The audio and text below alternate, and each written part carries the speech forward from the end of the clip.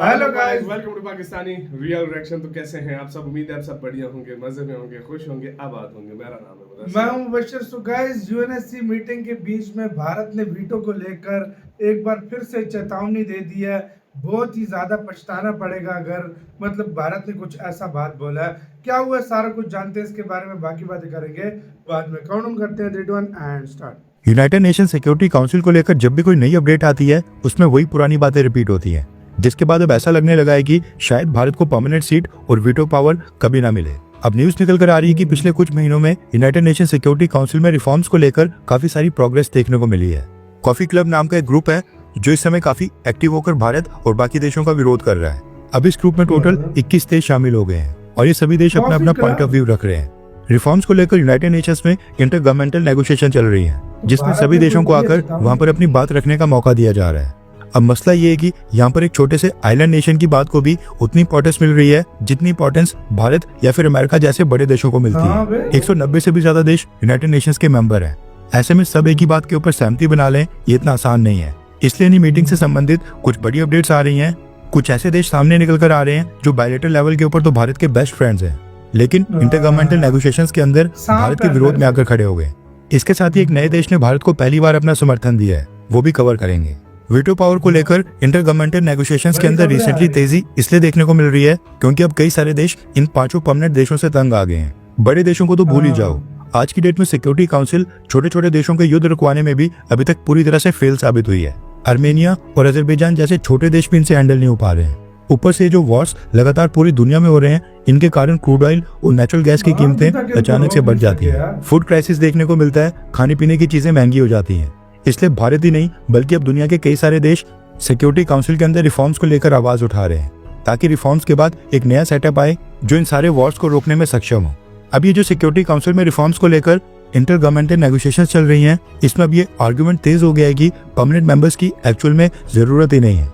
उल्टा जो अभी का सिस्टम है इसमें फेर बदलाव होने चाहिए और वीटो पावर के इस्तेमाल को लेकर अमेंडमेंट होनी चाहिए। दरअसल यूनाइटेड नेशंस के अंदर यूनाइटिंग फॉर कंसेंसस यानी यूएफसी नाम का एक ग्रुप है, जिसको कॉफी क्लब का निकनेम दिया गया है।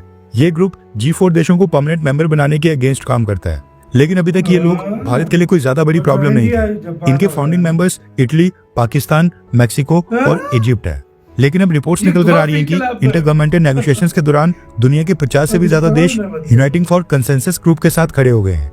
इसलिए इन सब की क्या मांग है, उसका वेट और उसका वजन अपने आप बढ़ जाता है। अब ये जो 50 से भी ज्यादा देश एक साथ आ गए हैं, इन सब ने मिलकर इंटरगवर्नमेंटल नेगोशिएशंस के अंदर ये डिमांड रखी है कि रिफॉर्म्स के बाद नई सिक्योरिटी काउंसिल में बाकी सभी चीजें पहले की तरह सेम रखी जाए। बस एक नई कैटेगरी को जोड़ा जाए जिसमें कुछ देश ऐसे होंगे जो लंबे समय तक नॉन परमानेंट मेंबर्स बन जाएंगे। यानी कि एक कैटेगरी परमानेंट मेंबर्स की, दूसरी कैटेगरी नॉन परमानेंट मेंबर्स की जो 2 साल के लिए मेंबर्स बनेंगे, और एक तीसरी नई कैटेगरी जो लंबे समय के लिए यानी कि 3 से 5 साल या फिर 6 से 8 साल तक नॉन परमानेंट मेंबर बनेंगे। और वीटो पावर पहले वाले 5 परमानेंट मेंबर्स के पास ही हो। इनका कहना है कि वीटो पावर अनडेमोक्रेटिक तरीके से इस्तेमाल हो रही है, इसलिए इसके यूज में बदलाव किए जाने चाहिए और मेजॉरिटी का एक सिस्टम लाना चाहिए, ताकि एक देश अकेले अपने दम के ऊपर वीटो करके पूरी सिक्योरिटी काउंसिल को ब्लॉक न कर दे। अभी के जो 5 परमानेंट मेंबर्स हैं, इनमें से चाइना ने यूनाइटिंग फॉर कंसेंसस ग्रुप को ज्वाइन कर लिया है एंड ऑब्जर्वर के तौर के ऊपर चाइना के रिप्रेजेंटेटिव्स इनकी मीटिंग को अटेंड कर रहे हैं। दूसरी तरफ भारत सरकार इस कॉफी क्लब के नैरेटिव को काउंटर करने की लगातार कोशिश कर रही है और ज्यादा जोर दिया जा रहा है ग्लोबल साउथ, डेवलपिंग और लो इनकम कंट्रीज को अपने साथ लाने के ऊपर। ऐसा नहीं है कि भारत के साथ सपोर्ट नहीं है। रिसेंटली कई सारे देश भारत के समर्थन में आ गए हैं और एक एक करके भारत ने भी 50 से ज्यादा देशों से कमिटमेंट ले ली है। और रिसेंटली भारत की प्रेसिडेंट द्रौपदी मुर्मू जी स्लोवाकिया गई थी और वहां पर स्लोवाकिया ने भी यूनाइटेड नेशन सिक्योरिटी काउंसिल में भारत को परमानेंट मेंबर बनाने के लिए अपना सपोर्ट अनाउंस किया है। और स्लोवाकिया ने पहली बार ऐसी कोई पब्लिक अनाउंसमेंट की है। अब क्योंकि ये सारा मसला परमानेंट मेंबर्स और वीटो पावर के ऊपर अटका है, इसलिए इंटरगवर्नमेंटल नेगोशिएशंस के अंदर ये भी थॉट प्रोसेस सामने निकल कर आ रहा है कि क्यों ना सिर्फ नॉन परमानेंट मेंबर्स के लिए रिफॉर्म्स करके सबसे पहले ये काम खत्म कर दिया जाए और फिर बाद में परमानेंट मेंबर्स और वीटो पावर के रिफॉर्म्स हो जाएंगे। लेकिन इस चीज का भारत ने कड़ा विरोध किया है और इस प्रपोजल को रिजेक्ट कर दिया है। भारत ने अपना पक्ष रखते हुए कहा कि रिफॉर्म्स के बाद नई यूएन सिक्योरिटी काउंसिल में टोटल मेंबर्स की संख्या 15 से बढ़ाकर 25 या फिर 26 होनी चाहिए और इसमें 6 नए और परमानेंट मेंबर्स को जोड़ा जाना चाहिए। यानी कि परमानेंट मेंबर्स की संख्या भारत के अकॉर्डिंग 5 से बढ़ाकर 11 होनी चाहिए और नॉन परमानेंट मेंबर्स जो अभी के समय 10 हैं, उनमें 4 से 5 नॉन परमानेंट मेंबर्स और बढ़ाने चाहिए। इसके साथ ही भारत ने कहा है कि जो 6 नए देशों को परमानेंट मेंबर्स बनाया जाएगा उनमें 2 अफ्रीका पैसिफिक से होने चाहिए, 2 एशिया पैसिफिक से, 1 देश लैटिन अमेरिका से और 1 देश वेस्टर्न यूरोप से। भारत चाहता है कि वीटो पावर सभी परमानेंट देशों को मिलनी चाहिए और जब तक ये एग्जिस्ट करती है तब तक सारे नए परमानेंट मेंबर्स वीटो पावर का अधिकार रखते हैं। भारत ने कहा है कि नए और पुराने परमानेंट मेंबर्स में बराबरी स्थापित होनी चाहिए और सबके पास एक जैसे अधिकार होने चाहिए।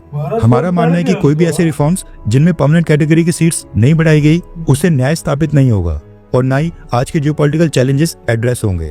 यूएन सिक्योरिटी काउंसिल में सही मायनों में रिफॉर्म्स तभी होंगे जब परमानेंट और नॉन परमानेंट दोनों कैटेगरी की सीट्स को बढ़ाया जाएगा। तभी यूएन सिक्योरिटी काउंसिल को और भी लेजिटिमेट, रिप्रेजेंटेटिव, रिस्पॉन्सिव और इफेक्टिव बनाया जा सकता है, वरना रिफॉर्म्स करने का कोई भी फायदा नहीं होगा और फिर से सभी देश रोएंगे कि यूएन सिक्योरिटी काउंसिल युद्ध रोकने में फेल साबित हो रही है। इसके आगे भारत के रिप्रेजेंटेटिव्स ने कहा है कि हम इस चीज को समझने में फेल साबित हो रहे हैं कि अगर एक ही कैटेगरी को एक्सपेंड किया गया यानी बस नॉन परमानेंट मेंबर्स को बढ़ाया गया तो ये नई मेंबरशिप में मेजॉरिटी देशों के लिए पूरी तरह से अनडेमोक्रेटिक होगा। हम इसी तरह से माइनॉरिटी वाले 5 देशों के होस्टेजेस बनकर रह जाएंगे।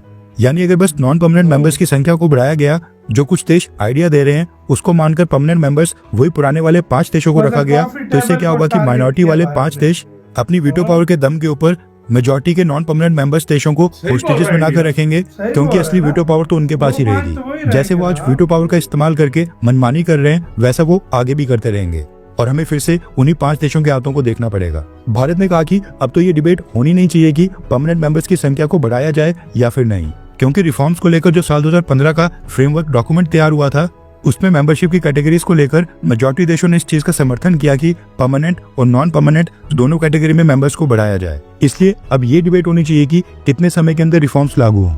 अब ये जो रिफॉर्म्स होने हैं यानी जो तय किया जाना है कि किस देश को परमानेंट सीट मिलेगी और किसको नहीं, ये तय किया जाएगा यूनाइटेड नेशन जनरल असेंबली में सभी देशों की वोटिंग से। वहां पर जिस भी देश को 2/3 वोट मिलेंगे, जिस भी देश को 66% से ज्यादा वोट्स मिलेंगे, वो देश अपने आप वीटो पावर बन जाएगा यानी कि परमानेंट मेंबर बन जाएगा। 2/3 देशों का समर्थन हासिल करना भारत के लिए कितना इंपॉर्टेंट है, इसलिए एक देश का वोट हमारे लिए काफी इंपॉर्टेंट है। बस यही कारण है कि मालदीव जैसे छोटे छोटे देश भी इस वोटिंग में भारत के लिए काफी इंपॉर्टेंट हो जाते हैं, क्योंकि इनका वोट भी वही ताकत रखता है जो एक बड़ा देश अमेरिका का वोट रखता है। तो यार वीडियो खत्म भाई। भारत ने बहुत अच्छी बातें की है, अच्छी बातें वो की फिर है से यार। भाई नॉन परमानेंट की कॉफी टेबल जो था चाइना और 50 देश पाकिस्तान है, 50 देश हो गए। वो कह रहे हैं कि भाई साहब कि तुम लोग नॉन परमानेंट की बढ़ाओ, उसका फिर फायदा क्या है? क्या फायदा? परमानेंट को बढ़ाओ बोल रहा है भाई। वो लोग मनमानी कर रहे हैं, परमानेंट देश बढ़ाने चाहिए यार। भारत ने बोला permanent फिर तो देश- फायदा ही नहीं है। इंडिया हाँ। कहता है 10 से 11 हो, हाँ। लेकिन मुझे पता है ये कभी भी नहीं होना यार है 10 से 8 11। भी हो जाए बहुत बड़ी बात। और इंडिया ये भी हाँ। कहता है कि मतलब वोटिंग हो, जिसके वोट सबसे ज्यादा हुए मतलब वो प्रस्ताव पास हाँ, कर लेना हाँ। चाहिए।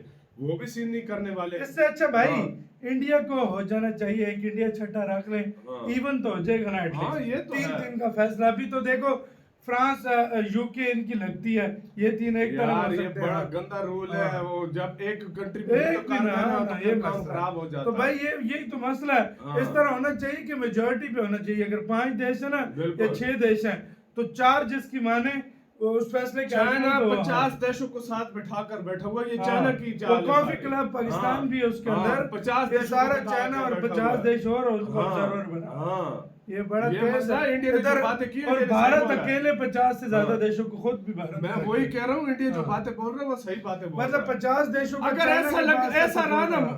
अगले 50 सालों में भी रिफॉर्म्स नहीं होने वाले। हाँ।